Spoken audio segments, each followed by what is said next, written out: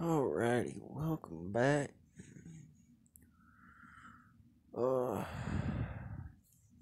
Today kind of had a little bit of an idea on the next piece that I can provide. So I'm gonna do my best to try and explain this all correctly without sounding too weird about it. So grab the basics here. Man, I am out of gems like crazy. Please tell me that helped a little bit. Okay.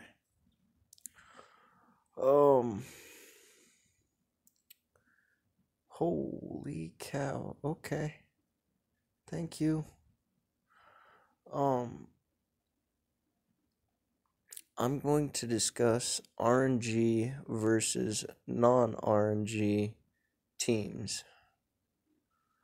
What I mean by that is teams that are based off of probability of something happening versus teams that are based on something guaranteed to happen.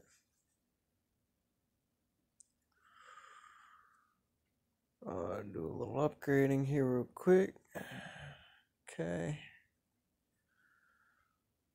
So let's discuss this using my team. So right now I got probability. So a lot of RNG. There's RNG with Wukong. There's RNG with Tiamat. There's RNG with Charlotte. Meaning there's a chance for something to happen, and if those chances don't quite proc the way I need them, then it ends up hurting me in the long run. So what would be some ways to counteract this RNG balance?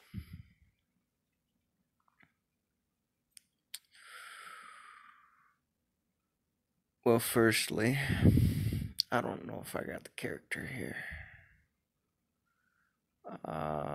Did I scrap her?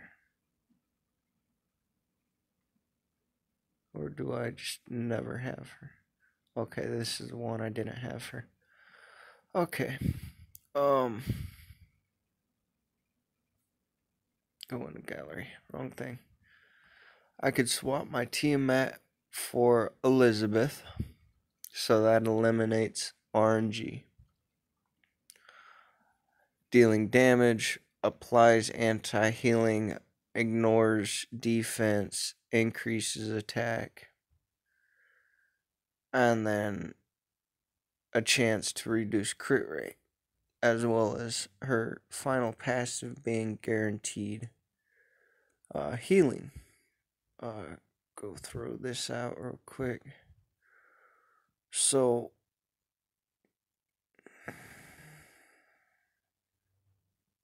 okay. What would the difference be, excuse me? Well, at that point you're guaranteed to go through armor. So you're continuously hitting through somebody's armor. Even though you're limiting your AoE at that point. AoE is kind of an important factor. Oh, nice. Not even a few minutes in and it's doing this. I'm gonna grab some. Oh, I might be on the microphone since it threw me wherever it wanted to.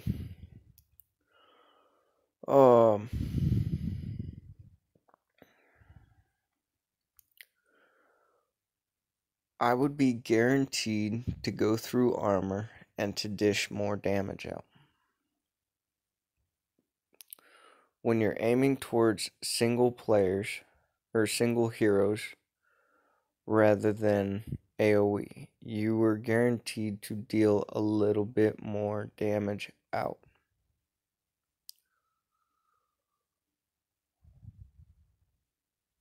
Cool.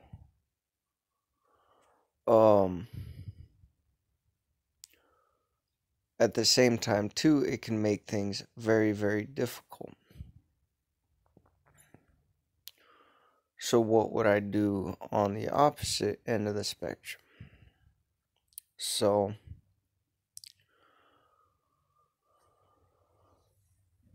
I would eventually like to see taking out Tiamat and putting in Elizabeth. Or let me put this in a hypothetical, excuse me. So we swap out Tiamat for Elizabeth. Michelle gets swapped out for Michael. So I got my healing.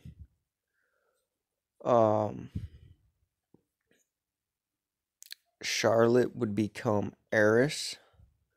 Eris is second, has a guaranteed silence.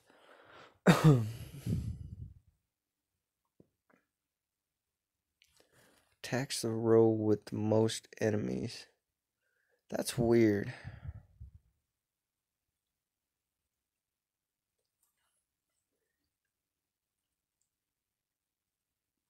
Is it not that one that applies silence to him? One of hers applies silence. Getting physical damage.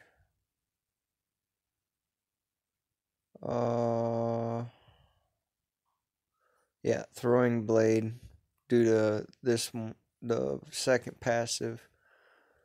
Has a 100% chance to apply silence on him. So that would eliminate a heavy portion of excuse me. A heavy portion of the probability or RNG factor by replacing non-guarantees with guaranteed and ensuring that that damage is going out. Versus kind of like my team where there is chances of something going on. So I got chance to burn. I've got a chance to heal through Charlotte. I've got guaranteed healing through Michelle plus attack buff. But there's a lot of RNG between the P combos, the M combos, the freezing. I can't remember if Seth has a probability of something.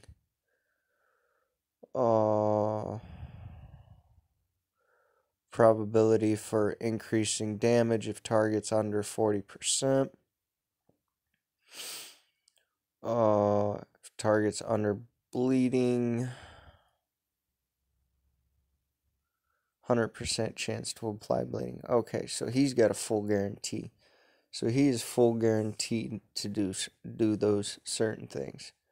And if I remember right, okay, so he ignores target's armor, 50% chance to taunt. Chance becomes 70 if his target has a lower speed. So there's a chance to taunt. And then guaranteed shield. And that's kind of some other factors. So I do have RNG and non-RNG together. And I could change that fairly easily. Do I have the fire? I have nothing for fire. I have a ton of dark. Well, you know, 1, 2, 3, confirm, awaken.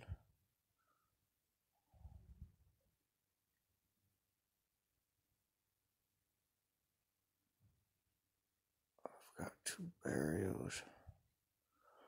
We'll push this one up one more. 1, 2, 3. Or I could use.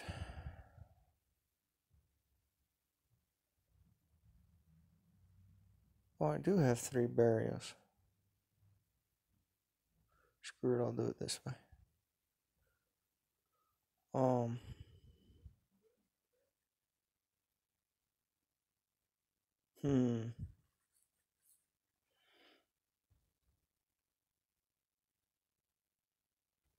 Oh, hey, it's gonna do the thing again. If you're relying on RNG too much, yep. If you're relying on RNG too much,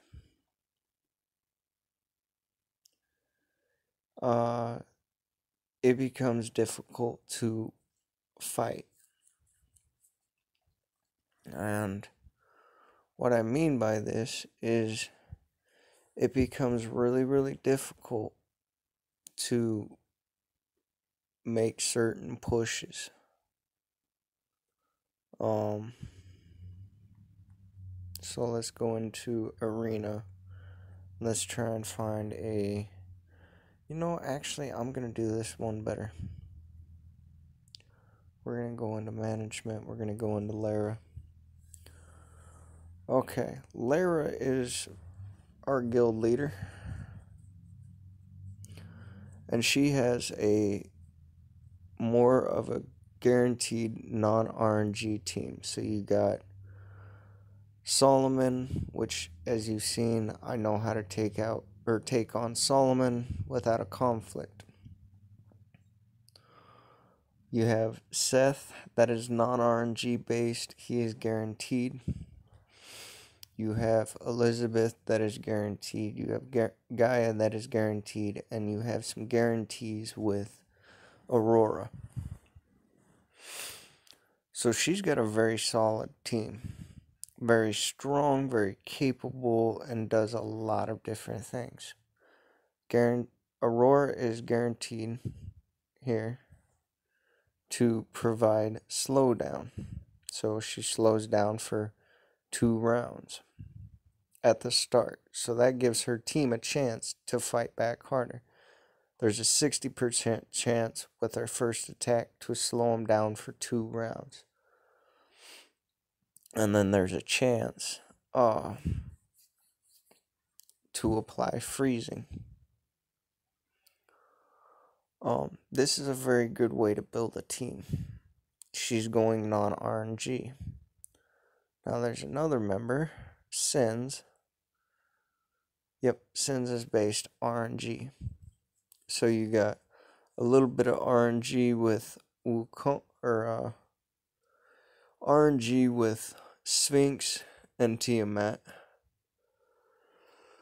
There's no RNG. Oh, excuse me. With Elizabeth. There's kind of some off and on factors with Michelle, but she's not RNG. And then there's just minute RNG with Wukong. So the RNG is really, really... I did not say grab you. I'm trying to see here if we have someone that... on Frey? No RNG there. Vinny King. Minimalized RNG 2. Okay. So as you can see, some of these individuals are going away from the RNG factors. It's a good thing to look at that because RNG can turn the tide or it can make things a nightmare. What I mean by this is if my freezing doesn't proc with Tiamat at all, it can cost me a round pretty easily. I don't like that they put that in here, but okay.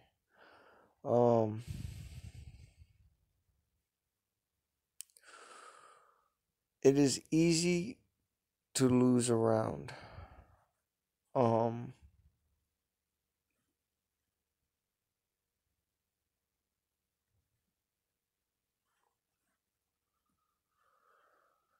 If your RNG or your proccing capabilities don't go off. Let me see if I can find a good team here. Ooh, I remember that one. That one stomps me every time. See if we can find one I might be able to take on here. Maybe.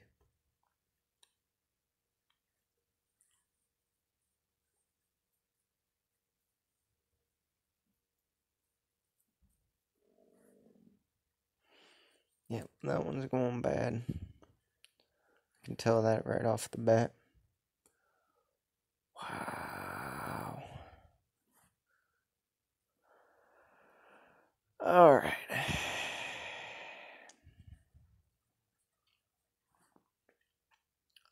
So there's the freezing. I did see an anti-revive on Izanami.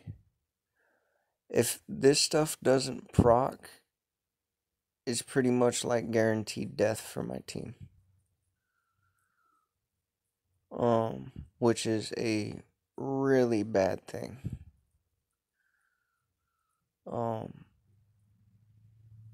think I'm gonna get lucky with this team. This team is kind of interesting, but some of the characters are too weak, and it looks like it might have been overextended a bit.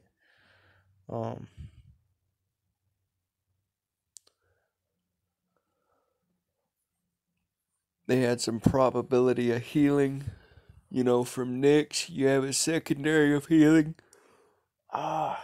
Sorry about that. You have a secondary of healing from Alice, so you got AoE healing, but the damage and the setup just wasn't strong enough. And it's kind of a bummer because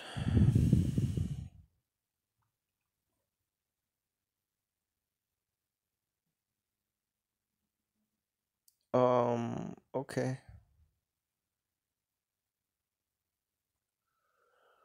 When your AoE doesn't come in, or not your AoE, your probable possibilities of proccing something. So proccing the freeze, proccing with your runes, anything like that. And something doesn't go off.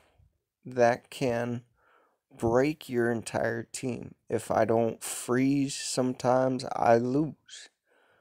Certain times I have to rely on that capability of freezing. And I don't think that's a good thing. And I'm slowly working my way to getting away from some of those capabilities. I'm not all there yet. Goodness.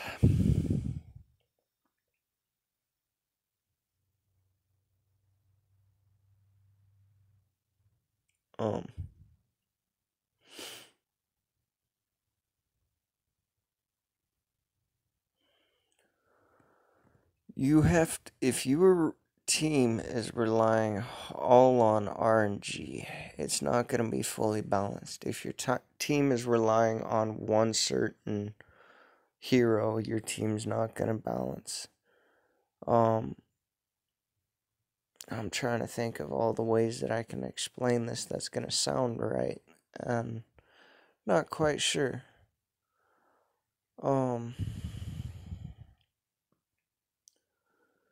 Your team you have to find a way to get your team to work together. However you want it to work together is your choice. But you do need your team to work together. This is a difficult factor to work in, and you have to understand how all the characters work. You have to understand the RNG factors. You have to understand the probability and possibility factors. And you have to really watch how your team works. So a lot of times, I don't watch how my fights go. If I know I'm going to lose them, it's because I know where my mistake was, and I took on somebody that I wasn't capable of taking on. Are you going to notice that by just going into the fight and looking at their team? Sometimes yes, sometimes no. If you don't know the characters well enough, you're not going to know that certain things are going to be more difficult to take on.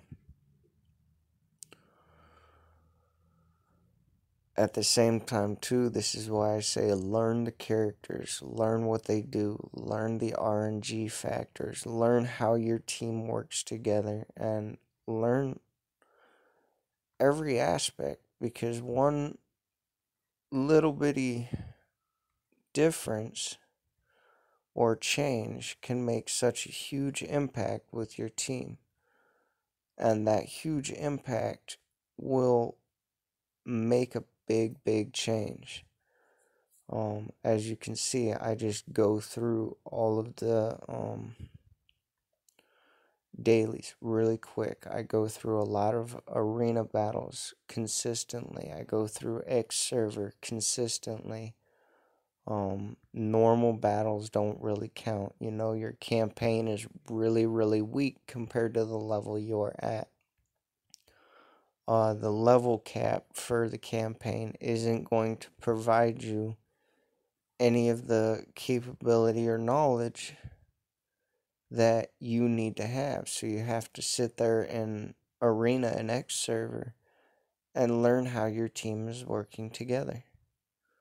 And if you find a weak point in your team, assess your heroes. Figure out what you can do to change these heroes up to make them work a little better together.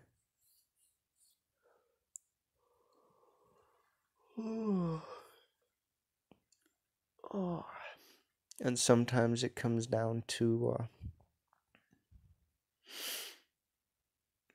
an RNG factor. So I hope this helps you guys in some ways. I hope I'm showing all the right things to help you guys go forward.